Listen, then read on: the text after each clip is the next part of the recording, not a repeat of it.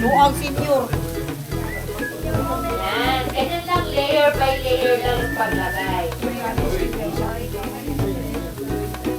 Amoy radish ang kuan mo.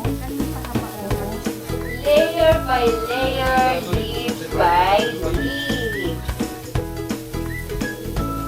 If you want to try the kimchi, pwede na siyang tikman, mga mami sir, okay?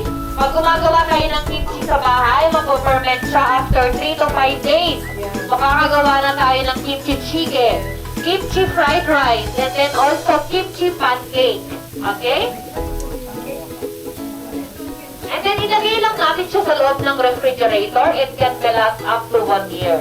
Okay? Hindi ba pwede na wala yung ano? Pwede naman, pero hindi siya kasi kimchi. Wala siya. Wala po. Yes.